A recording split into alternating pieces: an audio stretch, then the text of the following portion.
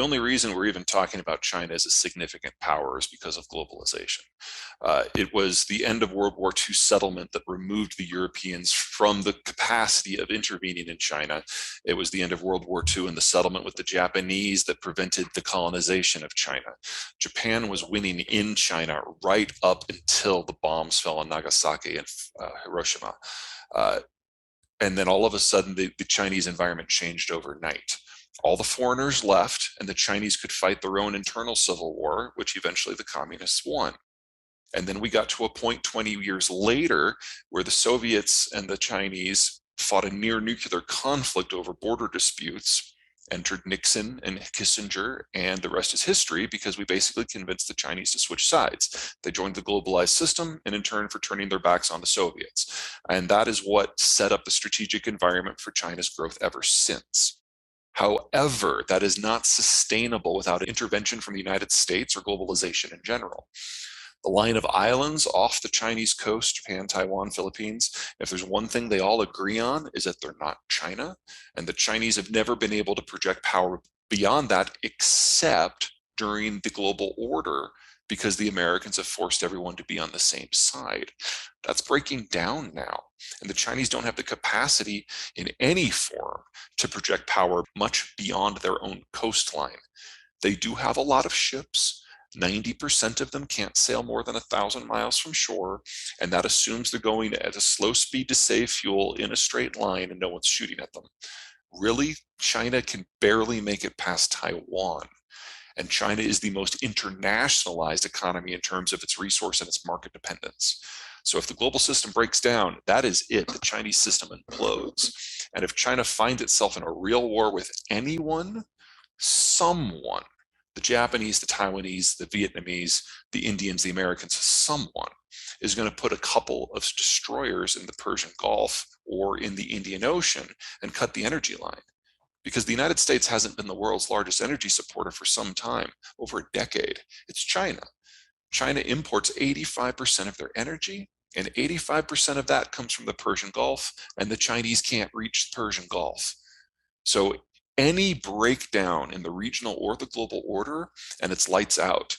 And never forget that agriculture is an industrialized sector, and the Chinese import almost all of their inputs for that too.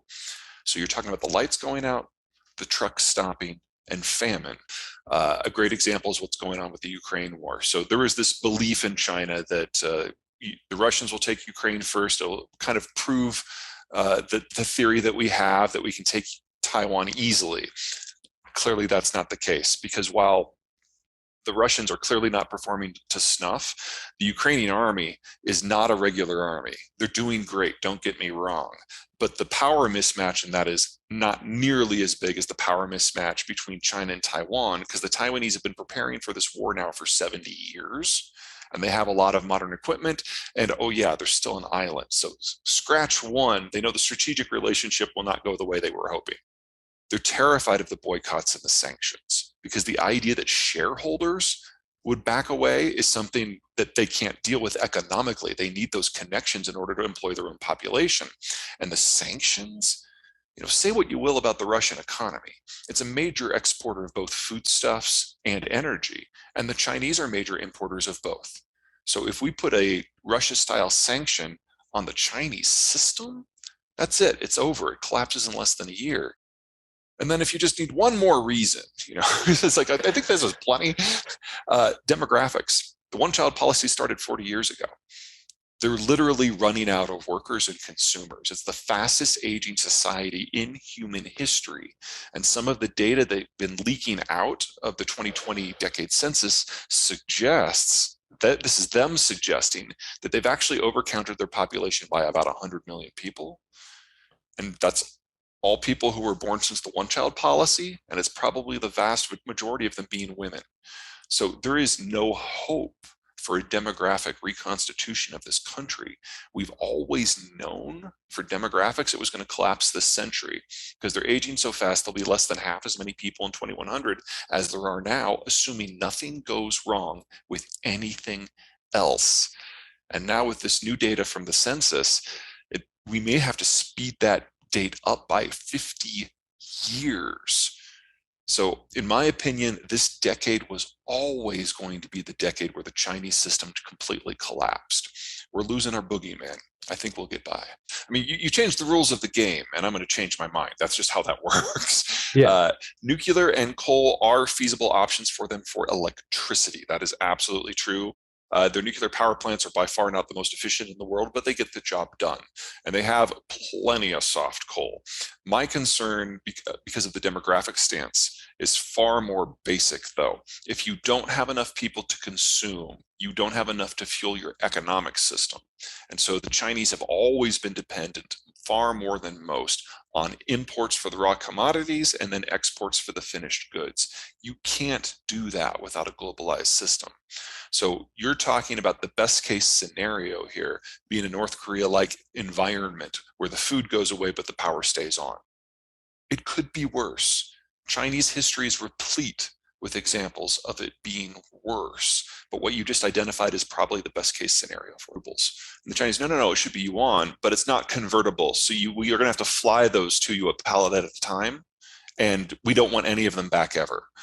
And the Indians were like, well, hey, rupees, let's use rupees. And so, it's only been 6 months and all of those plans have imploded and the US's dollar role in the global system has gone up.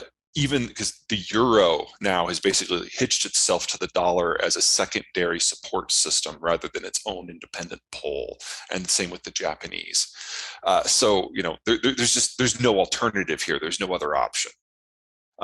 On the investment side, the Chinese have had a reputation for using a lot of capital flight and a lot of export earnings to purchase what they consider to be strategic assets around the world, and that has generated a lot of heartburn in a lot of places. Well, they now know that that's pointless because the Germans, who are, let's say, not, how should I put this? Made some poor strategic decisions over the course of the last 30 years as regards to the Russians. They're already nationalizing Russian assets in Germany. The Germans, the ones who are the pacifists and the socialists. So the Chinese are now realizing that everything they bought overseas is worthless. And they're trying to sell a lot of it, so at least they'll get some cash out of it. Well, step one, I'm a generalist. So I do finance, I do demography, I do manufacturing, I do ag, I do a lot of things. My bases are obviously demographics and geography, but that doesn't do anything if you can't apply it to the people who are in front of you. So we started out doing consulting and eventually turned into public speaking. I have a lot of fun on stage. I usually have a bourbon and a coffee, and it's a good time for everybody. Some of the joy's gone out of it in the last month because, we've got to start talking about the war. But if you can't make the information accessible and applicable, I would just be another consultant with a head in a book. I try to be more than that.